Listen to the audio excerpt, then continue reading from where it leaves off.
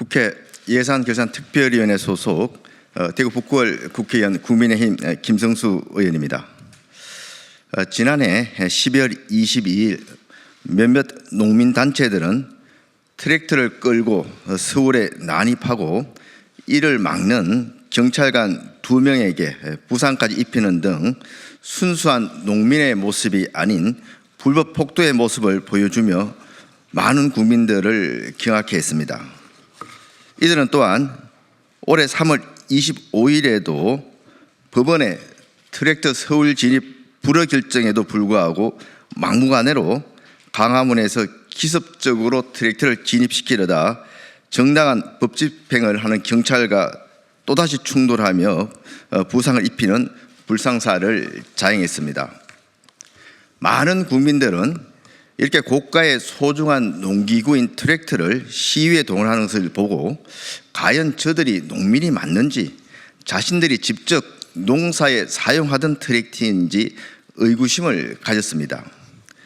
아니나 다를까 그들이 동원한 트랙터는 문정부 당시 북한으로 보내기 위해 자치단체 보조금 1억 원으로 구입은 하였으나 유엔의 대북 제재로 북한으로 보내지 못하고 보관 중이던 트랙터로 확인이 되었습니다. 심지어 그 트랙터에는 문재인 정부 당시 부착했던 대북 제재 해제 스티커가 그대로 붙어 있는 상태로 불법 시위에 동원되었습니다. 이렇게 지방 보조금을 지원받고도 사업 목적을 달성하지 못한 경우에는 보조금을 지원한 지자체에 반환해야 함에도 불구하고 이들 농민단체는 반환 의무를 무시하고 있으며 농사에 사용되어야 할 트랙터가 서울로 진입해 국민들을 위협하는 불법 집회 시위 무기로 악용되고 있는 것입니다. 이에 본 의원은 좌편향 정치활동에 앞장서고 있는 이들 농민단체들이 진정한 농민들을 위한 단체인지 국민의 혈세로 지원받은 보조금은 본래 목적대로 제대로 사용되고 있는지 등에 대한 국민들의 의구심을 해소해 드리고자 10개 시도로부터 최근 5년간 트랙터 시위에 참여한 4개 농민단체에 대해 지급한 보조금 자료를 제출받아 전수조사를 하였습니다. 조사 결과는 충격적이었습니다.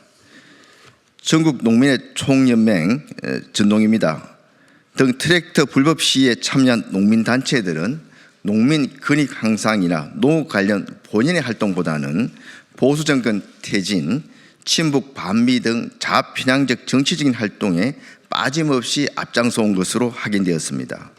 아울러 이들 농민단체들이 지자체에서 지원받은 각종 보조금 집행도 부실투성이로 상당수가 불법 부당하게 집행된 것으로 드러났습니다. 몇 가지 대표적 사례를 살펴보겠습니다.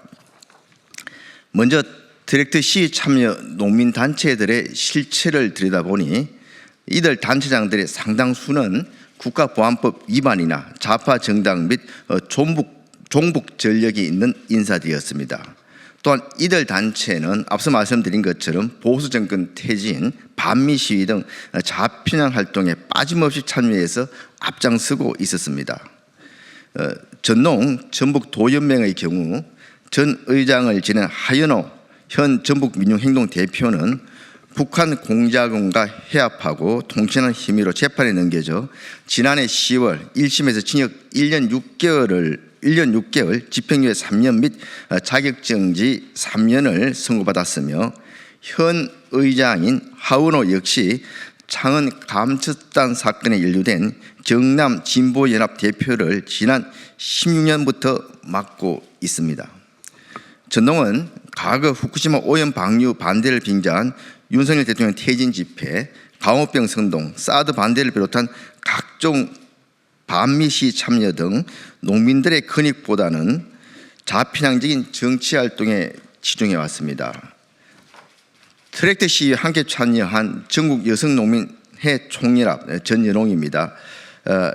전연홍은 여성농민의 권리실현과 농업 문제 해결을 위해 창립되었습니다마는 전농과 유사하게 농민운동이 아닌 정치 집단보다 더 정치 집단화되어 있었습니다. 전연홍 정영희 회장은 사드 반대 시위, 국가보안법 위반 혐의로 징역 9년형을 선고받은 이석기 전 의원이 속한 통합진보당의 후신인 진보당 가입 이력이 있으며 지난 22대 총선에서 민주당 비례위성정당 후보에도 올랐던 인물입니다. 전연홍 경북연합은 2021년 8월 20일 경북도청 앞 여성농민대회에서 주한미군 철수, 국가보안법 폐지 등 농민운동과 전혀 관련성이 없는 북한의 지령문에나 나올 법한 문구가 적힌 필킷을 들고 시위를 했습니다. 이를 반증하듯 전연홍 충남도연맹 사무처장은 지난해 국가보안법 위반, 반국가 반체제 활동, 북한의 지령을 받고 농민의 활동 등을 한 혐의로 압수수색을 받은 바도 있습니다. 이들 농민단체의 소위 농민교육 또는 연수도 많은 문제점들이 적나라하게 드러났습니다. 먼저 초빙 강사들의 문제입니다. 전농 충남도연맹의 23년 해원역량 강화 연수 강사에는 주재준 전국민중행동 정책위원장이 초빙되었는데 주재준은 농민운동과는 전혀 관련성이 없고 오히려 자편향적인 시민운동과 반국가운동 전력이 있는 인물입니다.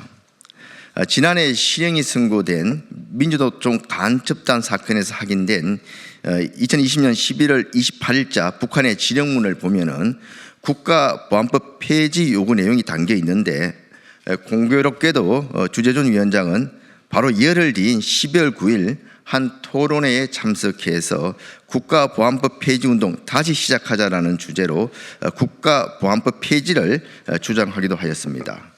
또한 주재준 위원장은 한미 FTA 반대 시위와 2008년 미국산 소고기 수입 반대 시위를 주도하면서 집시법 위반 및 특수공무집행 방해 등 혐의로 기소되어서 징역 1년 6개월에 집행유예 2년형을 확정받았으며 최근에는 사회대개혁 비상행동 공동운영위원장을 맡으며 윤석열 대통령 퇴진에 앞장서고 있습니다. 실제 전농 충남도연맹의 당시 교육 정빙 자료를 살펴본 결과 윤석열 정권 퇴진, 현수막이 붙어있는 등 농민들의 권리 신장이 아닌 국민 혈세로 좌파 반국가 세력들의 사상교육을 하고 있는 것으로 드러났습니다. 전연홍 경북연합의 경우도 마찬가지였습니다. 2020년, 21년 해원교육에서는 김태형 소장을 강사로 초빙했습니다. 그런데 이 김태형 소장은 월북하는 심리학의 저자인데 책 소개를 보면은 한국인들의 평균적 북한 인식을 70년 묵은 핑계니 초래한 장애로 규정하는 등 북한점의 관점의 책이었으며 또 다른 저서인 이재명 스피치에서는 당시 이재명 민주당 대선 후보를 과거 10년 전과 5년 전의 발언을 현재에도 계속하고 있어 일관성 있는 리더라면서 편향적으로 찬양하고 있습니다.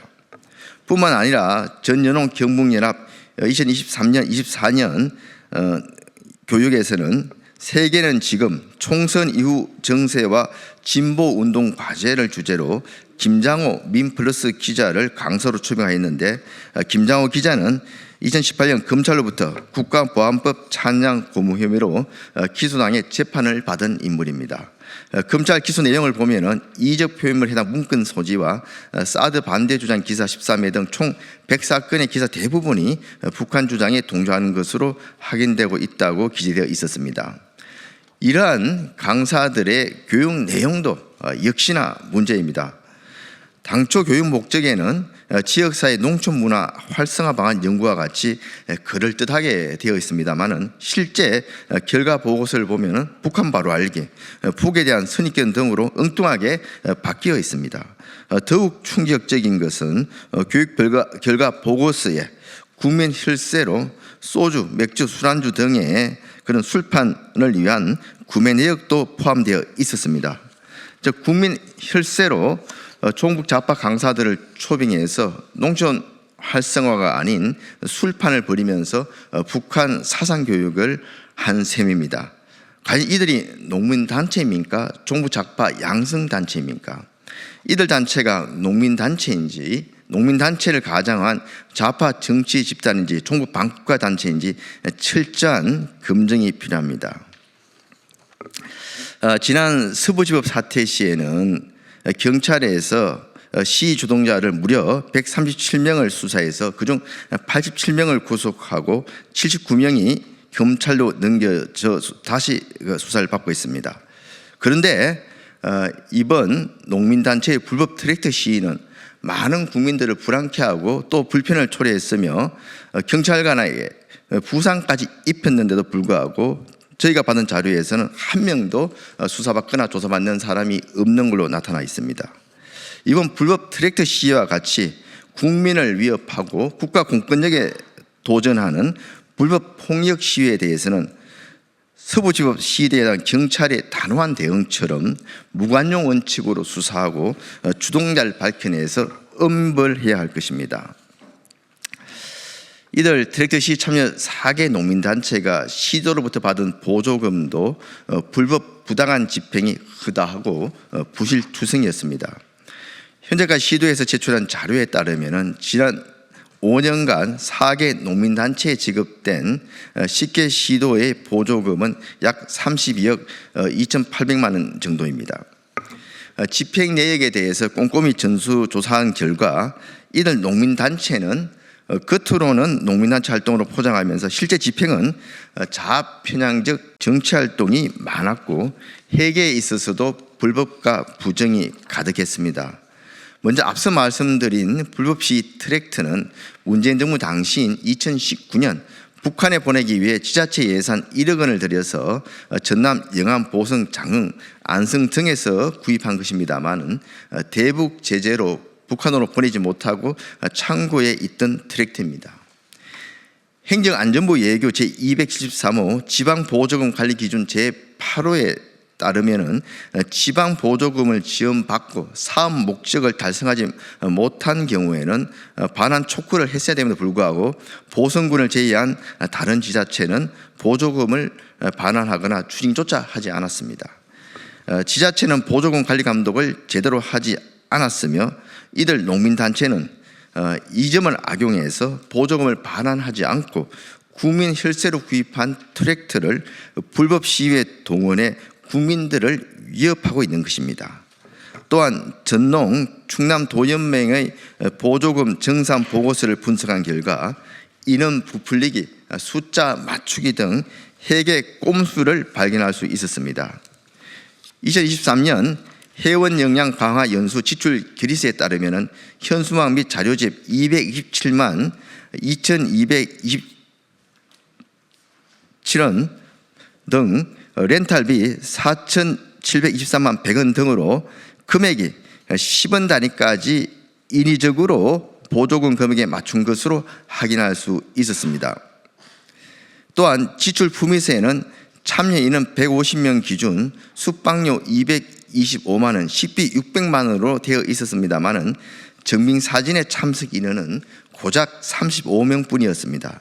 하지만 실제 지출 결의서에는 지출 품위서보다도 오히려 60만 원이 증가한 1,020만 원으로 인원은 100명 이상 줄었지만 금액은 오히려 늘어나는 황당한 꼼수를 부린 것으로 드러났습니다.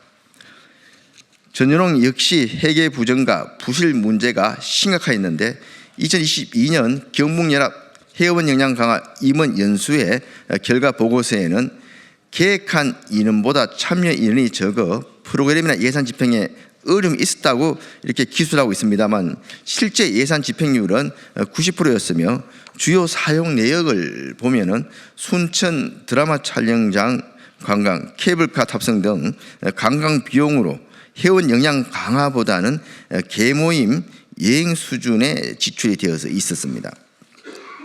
뿐만 아니라 각종 관광지에서 사용한 내역을 보면은 계획 인원이 30명이 아닌 20명분만 계산되어 있음에도 식대 예산 405만 원 중 95%인 383만 원을 사용하였고 심지어는 20명이 6, 7명에 들어가는 객실 12개를 빌리는 것도 모자라 19명을 추가해 비용을 과다하게 계산한 정황도 있습니다.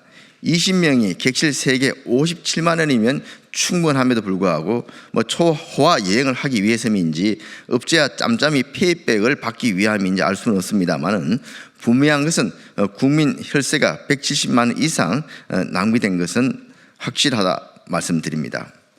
국민 혈세가 투입된 보조금 사업에서 불법 부당하게 집행된 예산에 대해서는 철저한 감사는 물론 필요할 경우 수사를 통해 국고 반환 조치 및 관련자에 대한 엄정한 처벌이 이루어져야 할 것입니다. 저는 예산결산특별위원회 위원으로서 향후 예결위 회의가 열릴 경우 농민단체로 포장해서 국민 혈세를 보조금으로 받아 불법 부당하게 편취하고 낭비하는 실태를 더욱 철저히 따져서 건절 방안을 강구토록 하겠습니다. 감사합니다.